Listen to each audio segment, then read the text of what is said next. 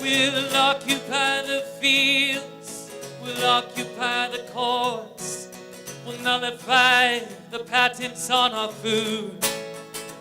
We'll intrude till we can sow seed without being sued.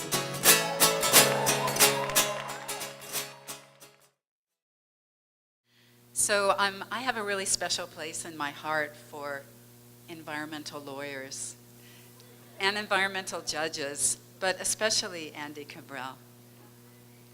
Andy really has been a champion for all of us for the protection and preservation of our food, our farms, and our environment for many, many years. He's the executive director of the International Center for Technology Assessment in Washington, D.C., ICTA. He is also the executive director of the Center for Food Safety with offices in Washington, D.C., San Francisco, and Portland. He is really one of the leading environmental lawyers in the United States.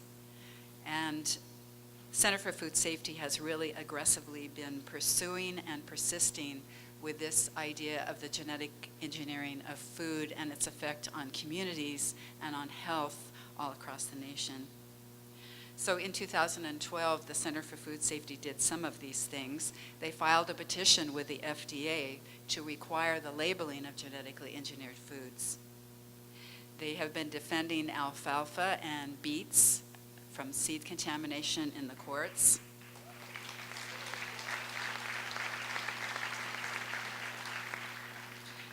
Yeah, the USDA okayed a beet trial, a genetically engineered beet trial right in the middle of the Willamette Valley where they grow all the beet seed and chard seed.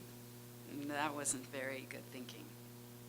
He has been spending time opposing these destructive practices of genetic engineering and also exposing the practices of factory farming and irradiation.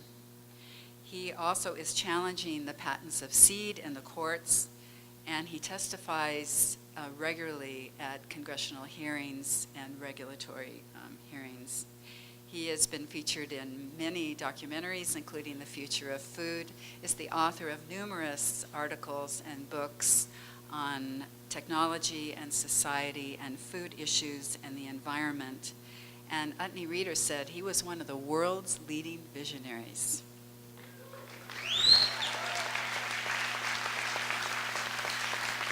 So to give here tonight from Washington, D.C., way far on the East Coast, to give us his vision of this issue, please give a warm aloha for Andy Kimbrell.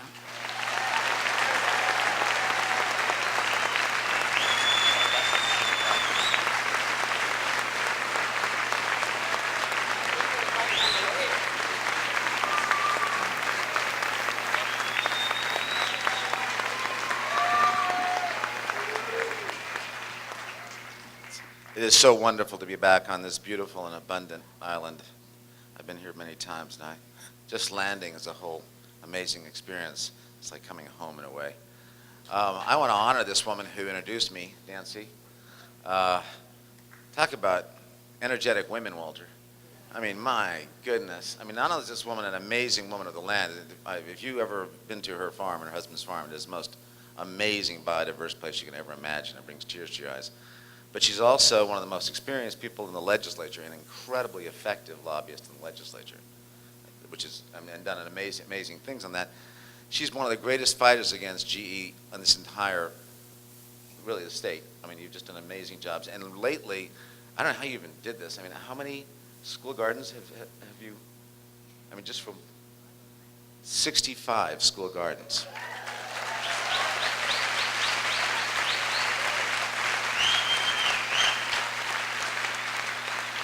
You know, all week I felt a little bad being one of the speakers saying, well, shouldn't I MC and have Nancy actually tell you all those things?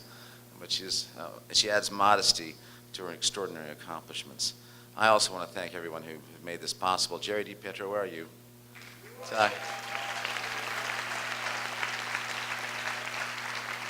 And a special thank you out to the Ceres Trust. Kent and Judy, where are you? These two amazing people make so much of this happen. Thank you so much. Kent Whaley, Judy Kern, Ceres Trust. Thank you so much for all you do for this state, this island. I can't resist, I'm sorry to say. By the way, it is true that I was named one of the 100 leading visionaries by Utne Reader.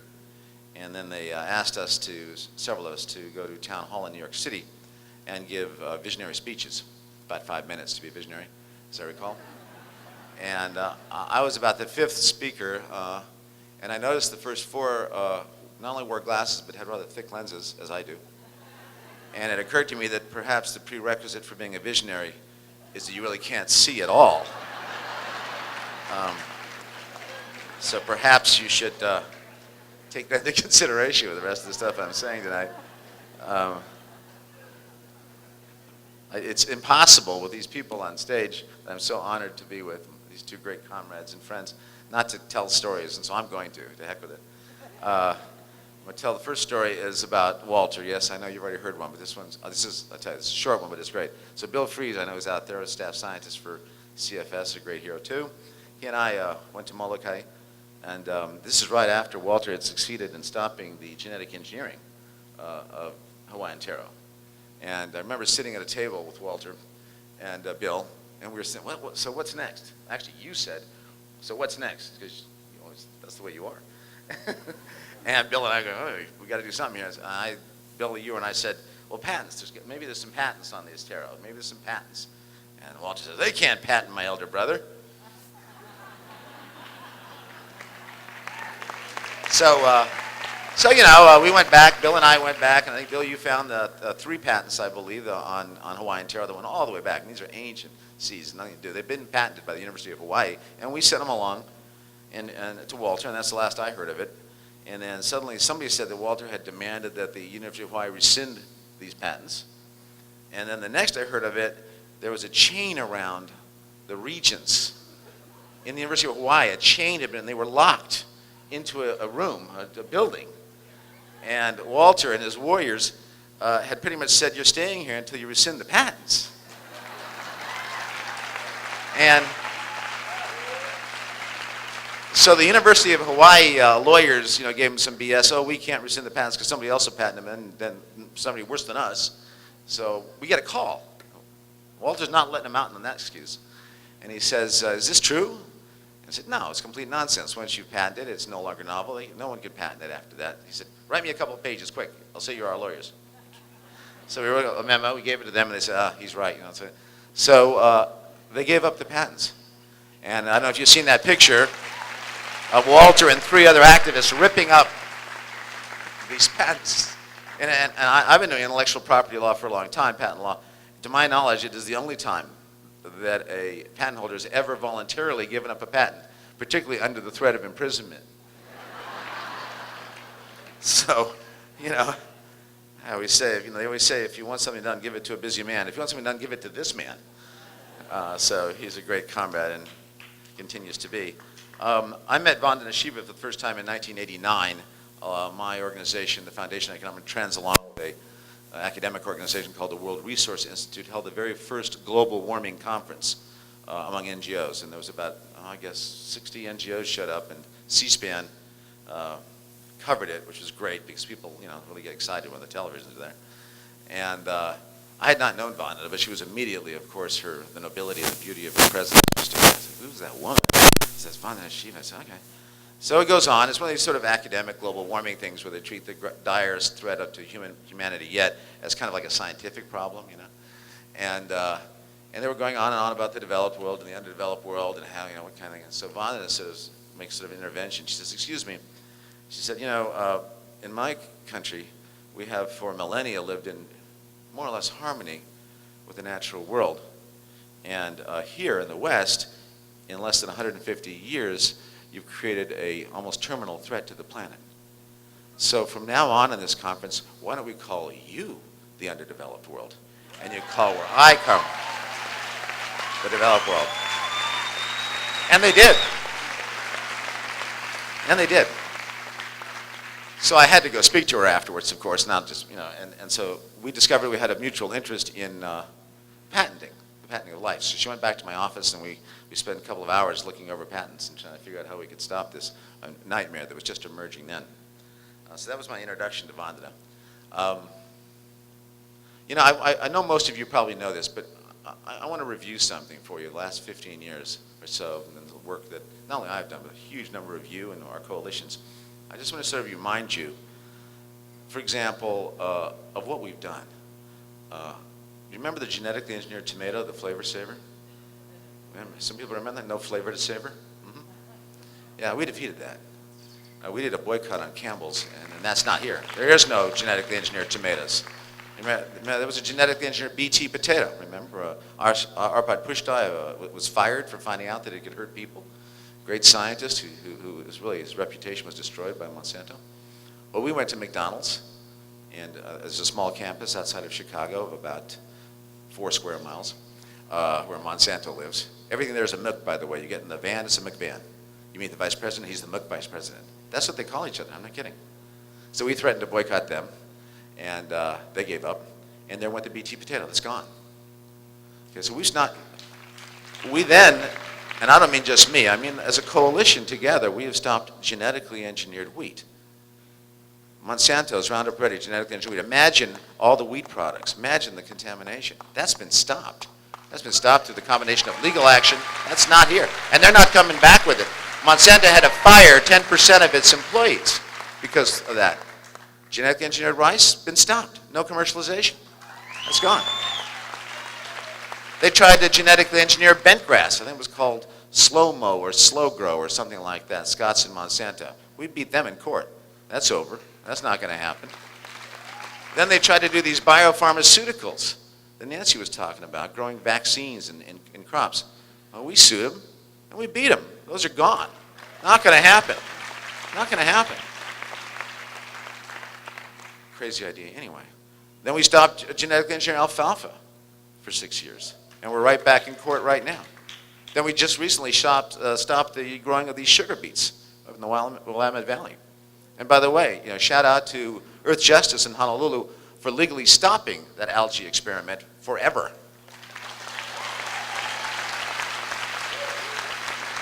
So don't tell me Monsanto can't be beat. They've been beat over and over and over again. And we can do it again.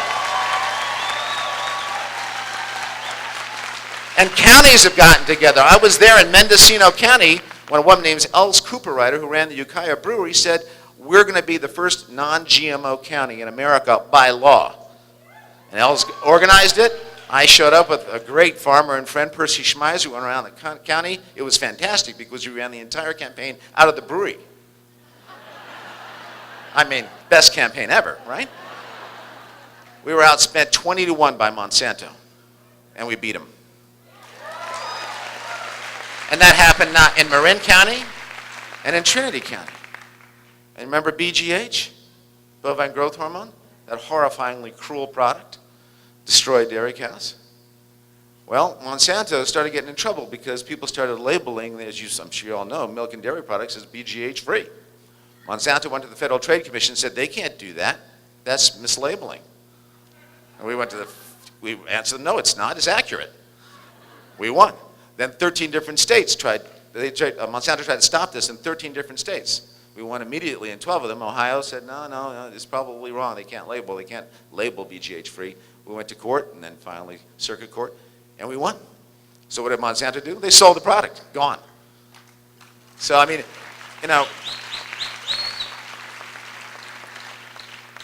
recently I co-wrote the Proposition 37 in California, and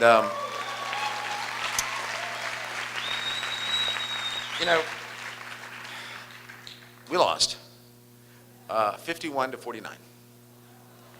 Yeah, 51-49. They spent $50 million, 50 by the way, $50 million.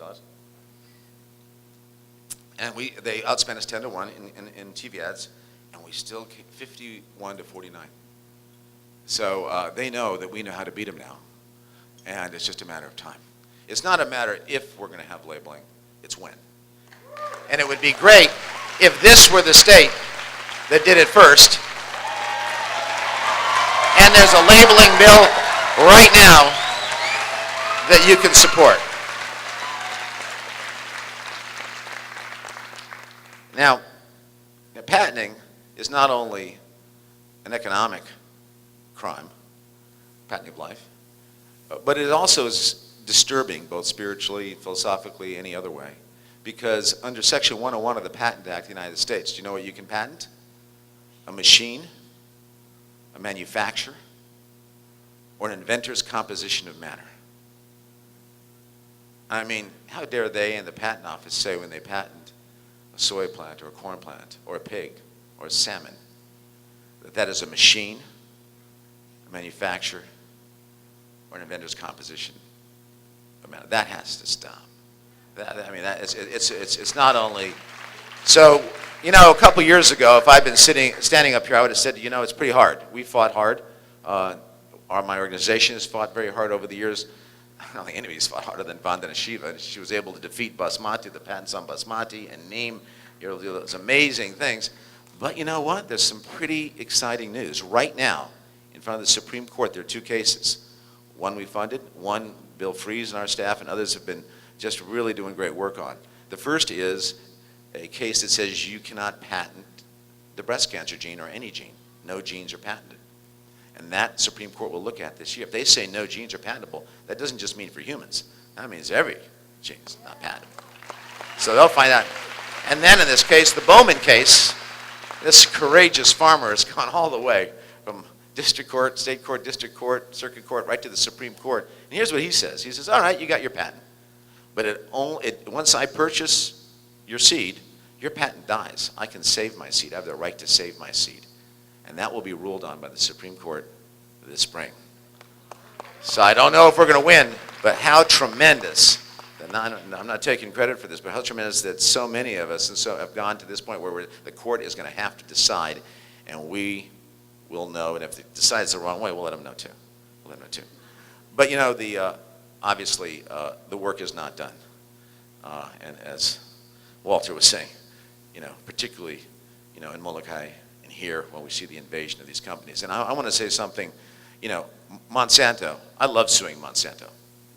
I'm just going to tell you right out.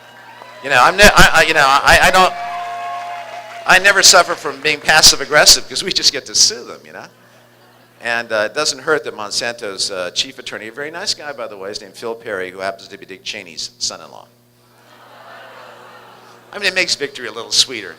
I'm not always a nice guy, But I want to really make sure that we know that there are 5 major companies, including in this state, that have equal reputations to our friends at Monsanto. And let's just read them out here. There's Monsanto, sure, but Dow Chemical is one of the worst corporations ever. There's DuPont, there's Syngenta, and there's Bayer. Dow AgroScience, that's Dow, yeah. So what I'm saying, and by the way, just 3 of those companies. Pioneer is a subsidiary of DuPont. See, I know my stuff, guys. And Monsanto, DuPont and Syngenta own 51% between them of all the world's commercial seeds. So let's not, when we talk about Monsanto, let's make sure we let Dow, DuPont, Syngenta, and Bayer have theirs too, huh? Because they're here and they need to, so let's make sure we add them to it.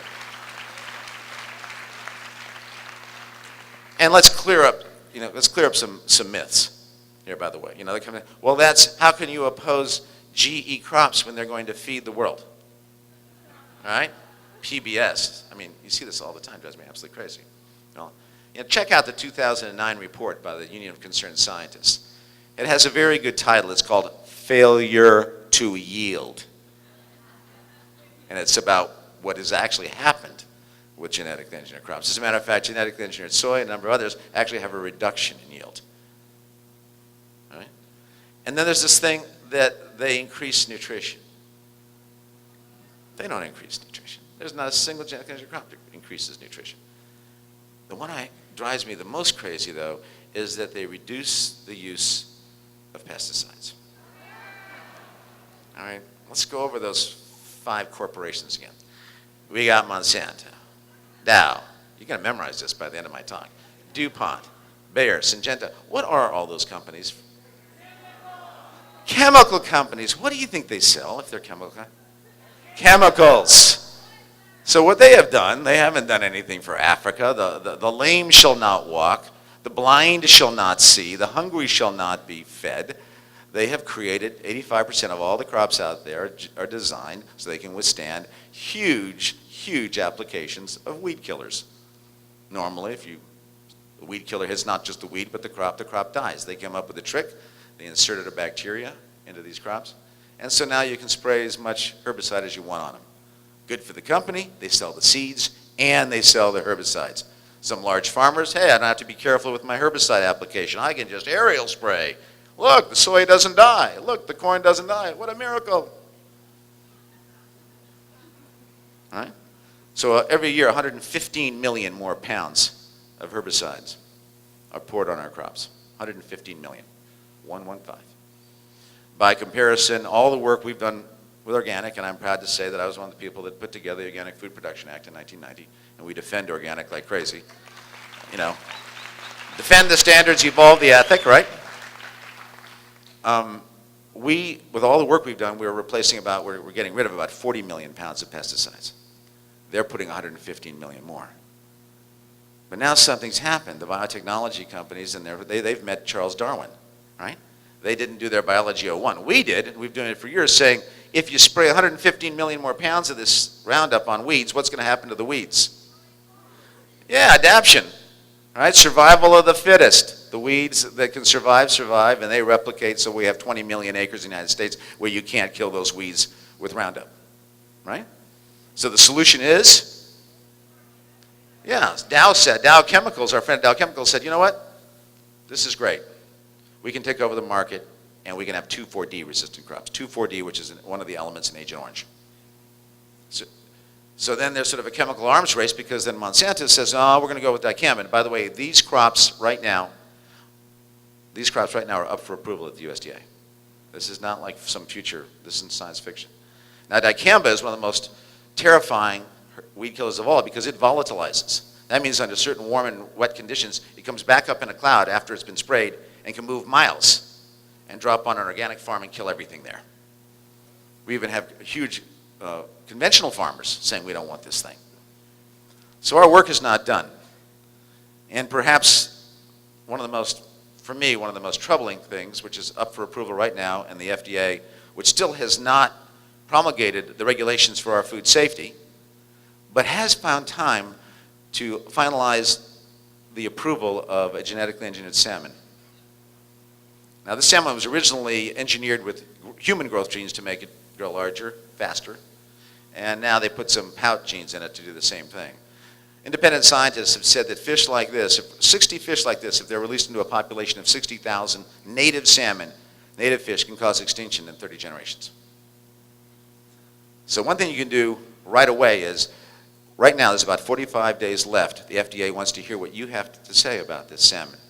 They could destroy native salmon that has less omega-3. Actually, it's a product with no associated email. So please, go to the Center for Food Safety website, which is just Center for Food Safety in one word, and you can comment directly to the FDA. We're trying to get millions and millions of signatures to say, don't do this. And by the way, please do that. If there's anybody in this audience that doesn't do that, I'll be upset. And you should be upset.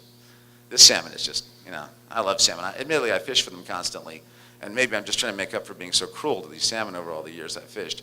But seriously, this is a crisis that we need to stop right away. By the way, the labeling petition now has 1.25 million people that have told the Obama administration, you better label genetically engineered foods. It is the largest response they've ever had at the FDA. You can still do that as well. You can comment on that as well. So two things I want to just talk about. One is the process of genetic engineering. The process of genetic engineering is cell invasion technology. I mean, let's take how do you get a flounder, right? I mean, how do you get that gene into a tomato?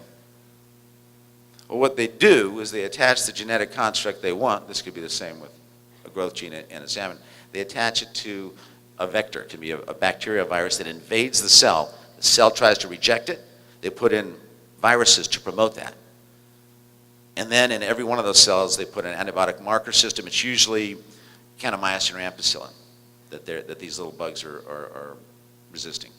So in every cell of every food, genetically engineered food, you've got the genetic construct that's never been there before.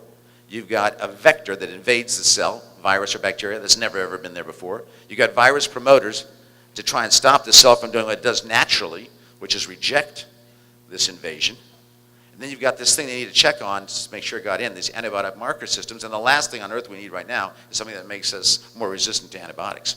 That's in every cell of every genetically engineered food. So when they come anywhere and tell you that this is natural, it's like beer or yeast, you know what to tell them.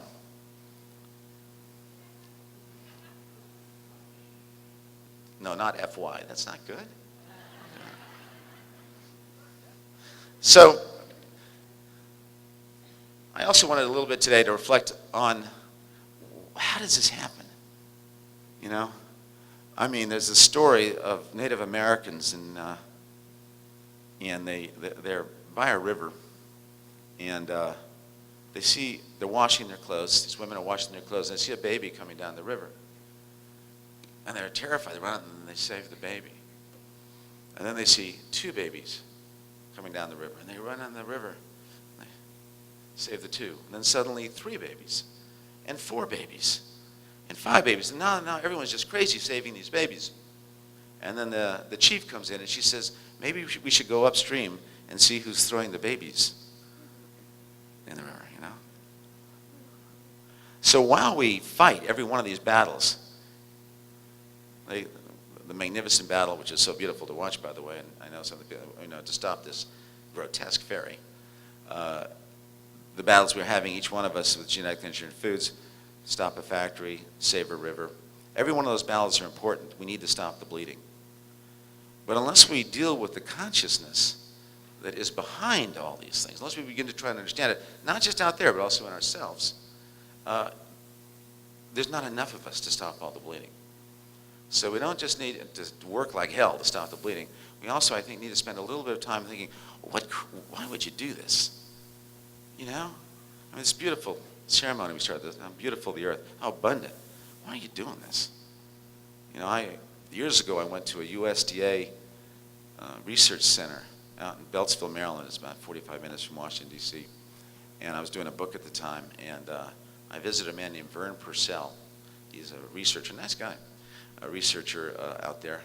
And he was putting human growth genes into pigs to see if pigs could grow faster and larger. There seems to be an obsession with these people, by the way. And so I said, why are you doing this? And he said, well, the pig isn't sufficiently efficient. So I said, may I see the pig? Pig 6706. And he said, sure. And I looked at this pig. It could not stand up because somehow the human growth genes had the musculature overwhelm the skeleton. So it was collapsing in on itself. And its legs were about that big, just stubbles, could not stand up.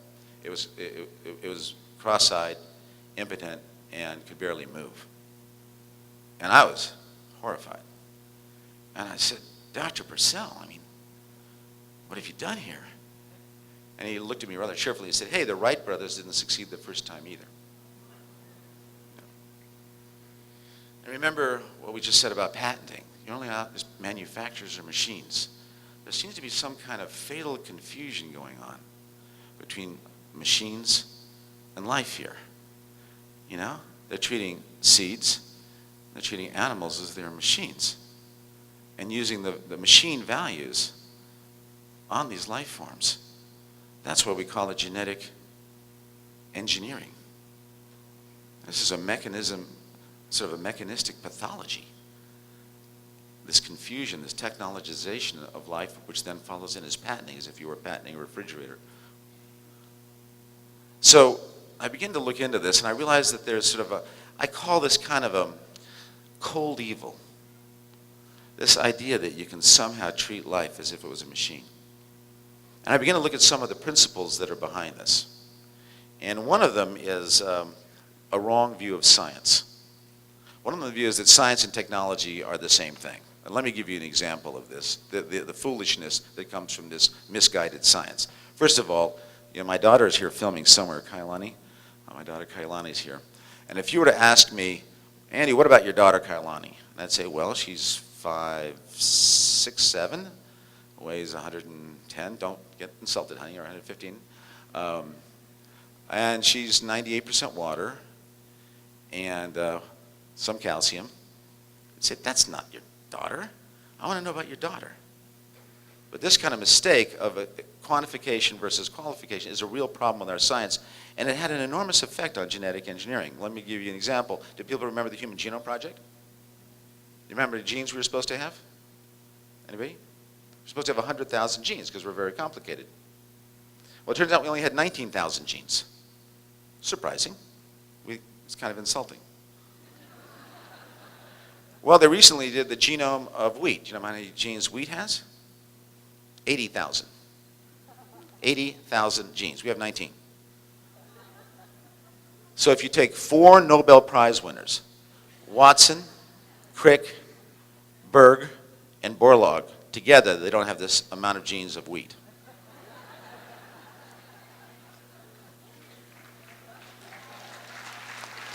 Pinot Noir has 40,000 genes, which makes sense. It's very complex, and certainly more complex than most of the Republicans I deal with in Congress. Okay. Cheap shot, okay, I'm entitled. Corn has 35,000. Oysters have 22,000. 3,000 more than we have. Houston, we have a problem with the gene theory. A big problem. Also, we share all but 375 genes with mice. Now, mice are nice. Don't get me wrong. But 375, that's all? And by the way, they have more genes than we do too. So their reductionist science is complete. They don't understand the first thing about life, much less about the genome, much less about anything else. But nevertheless, they try and force the science on us, and they try and push us into silence by saying you don't know the science. All right? The other thing they try and push on us is, you guys are wonderful, Kauai is beautiful, but what is the number one thing that you want in a machine? Efficiency, exactly. Efficiency is minimum input for maximum output in minimum time. That's how they want us to treat everything. All right, let's go back to my daughter. I have a daughter, And what if I told you I was a father who was extremely efficient? Minimum input of money and time and energy for maximum input of good grades and good behavior, and of course, minimum time, Good dad? No, I don't think so. I have an English setter, I love English setters, that is the least efficient relationship ever. Food, affection, complete, and she does no work at all. She pees on the rug occasionally, eats an occasional baseball glove, sure, but that's about it. A friend calls you at midnight, hey, Bob just left me. I'm sorry, I've got to give a speech tomorrow. Inefficient friend. What do we treat the things we really care about with? Efficiency or something else? What's the other thing we treat things we really care about with? Love. Yeah, when was the last time you heard that in a legislature or a courtroom? But Lincoln said something. He said, the best warriors are the lovers. He said, people who make war just for war are not good warriors. They'll fight for any side, they'll quit when they want. But if you're a lover of seed, if you're a lover of the land, if you're a lover of rivers, if you're a lover of animals, you will fight. You will fight for that. Lovers are the best fighters.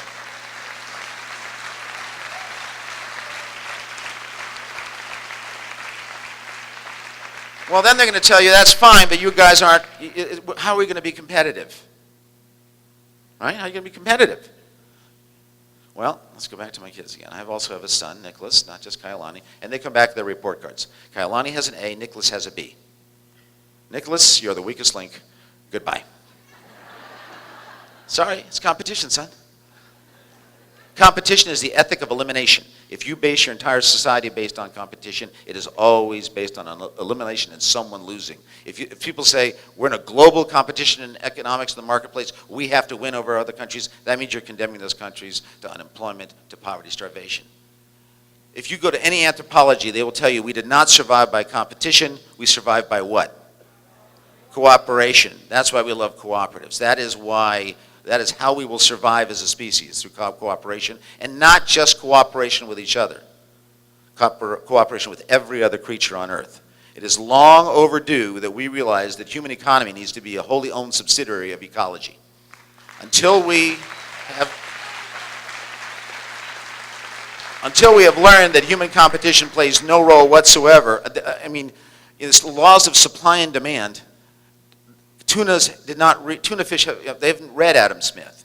They don't know they're supposed to produce more when people want more. Topsoil had never read Adam Smith. There's not a single thing in nature that responds to human supply and demand. So we have an entire economic system that is virtually autistic to the actual rules of ecology in this earth. That's pathological. So don't give me competition. That means you know nothing about how this world works and how we're going to have to work in this world if we're going to survive. I mean, Earth will survive anyway. People say, help save the Earth. No, help save us here. It would just be so much nicer if we could see it when it got saved and be here. The other thing they always tell me, they always say, and this happened to me actually, the bird after, he says, you know, you're a smart guy, but it seems to me you're against progress. Right? So not only, you know, are you unscientific, inefficient, uncompetitive, but you're also against progress. And I always say progress, that's an incomplete sentence. Progress towards what? Progress towards what? I mean, is the way we treat 10 billion animals that we eat in these horrifying concentration camps, really, that we call concentrated animal food operations, is that progress? Is patenting all of life progress? Is genetically engineering the seed away from its refulgency, its resilience, into something you only can use for 1 year and that actually is invented to resist pesticide? The destruction of the most profound symbol of fecundity we have on Earth, is that progress? No, they don't get to decide progress. We get to decide progress. We get to say, that is not progress. And not just us. The UN just came out with a report, the ISTAT report, that said the way we're going to feed the world, this is the United Nations, the biggest experts in the world, that said, is not through genetic engineering, is not through toxic inputs, is not through pesticides, is not through the 2,4-D and the dicamba and the Roundup that is in the dust, that's in Molokai, and that's hurting and killing children on that island and on this children. So we know it is these toxic herbicides that's in that dust. That is not progress. That can never be progress. And certainly having plants where we're now going from Roundup to 2,4-D to dicamba, that's going backwards. That's chemical arms race going backwards, and sooner or later, this is again biology 01. What is going to happen to these weeds? You won't be able to kill them with Roundup. You won't be able to kill them with 2,4-D. You won't be able to kill them with dicamba. And according to Dave Mortensen at Penn State, that will mean 700, 800 million more pounds of these toxic herbicides all over the world being experimented on ground zero right here. Right? They'll be resistant to it. We will have hundreds of millions of acres of weeds. You can't get rid of anything. But meanwhile, these companies will have made zillions in selling their seeds and their chemistry, and then they can just walk away. That's this nightmare that they're giving us. That's a nightmare that we need to stop, and that can't possibly be seen as progress by anyone. So we will define progress, not them. We will take over. We'll occupy progress.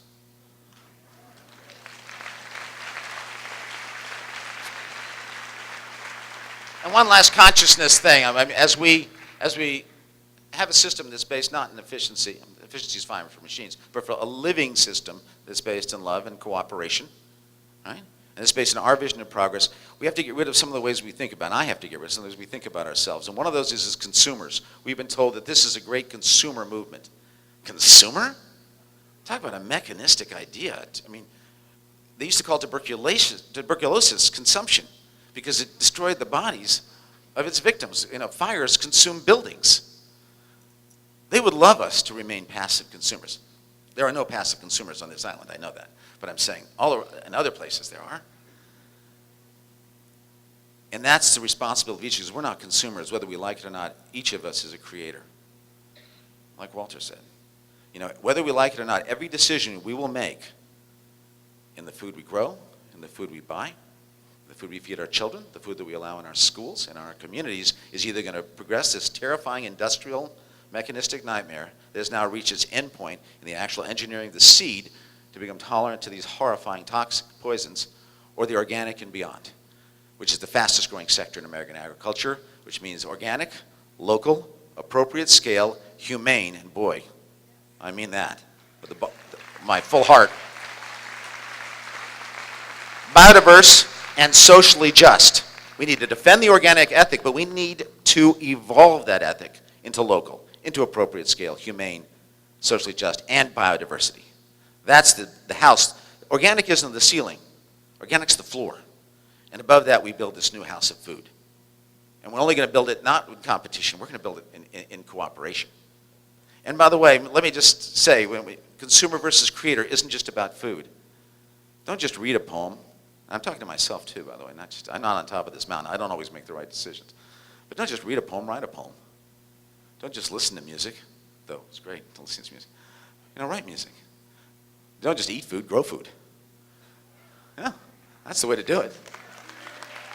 Don't just watch romantic movies, make love. Stop sitting there crying and do something about it. So creators, not consumers, and participants. Because remember, we're creating only within the context of the laws of ecology, the rules of this great earth. We're not just creators against it. I want to finish by, which I often do, for those who have heard me speak before, with a quote from one of my great heroes, Wendell Berry. You want to try and quote Wendell accurately because he writes so beautifully that it would be a sin, I think a mortal sin in the Catholic Church to misquote him. And Wendell says, to live, we must daily break the body and shed the blood of creation. When we do it knowingly, lovingly, skillfully, and reverently, it is a sacrament. When we do it greedily, clumsily, cruelly, destructively, it is a desecration. The industrial model has tried to mechanize life. Everything on life, there is no unsacred thing on this earth. There's only things that have been desecrated. And in this desecration of our food, I call it the one-night stand. You don't care, it's just eat it and don't care where it came from, where it goes. This desecration not only creates the environmental and health damages, we no longer have adult onset diabetes because so many children have it. And we have an epidemic of cancers, as people in this community know, and childhood leukemia from the toxic poisons of pesticides and herbicides. So not only does that desecration create all those terrible things, but it also puts each of us not just into a health crisis or an ecological crisis, but into a moral crisis. Because it's the job of each of us, including me, not to take part in that desecration anymore. Never again. Hard to do. But the great thing about the food movement is that we can start that right now. You can say, no, we have a guide on our website. You never have to eat GMOs again. We can tell you exactly how to, Please never, ever, ever, ever eat industrial meat. Don't do it. You're complicit in one of the great crimes of modernity. I'm talking to myself too. Don't do it. And the other thing about that desecration is it has spiritual impacts on us. Right? It's a world of loneliness, a world of selfishness. And it is a world of efficiency, competition, wastefulness, destructiveness, clumsiness, all those things. So, as you go to the legislature and make sure that a labeling bill is passed this year, as you fight every battle here, I hope we all together, in cooperation, in love, can knowingly, skillfully, lovingly, and most important for me, reverentially, come together to create a new food future. Thank you.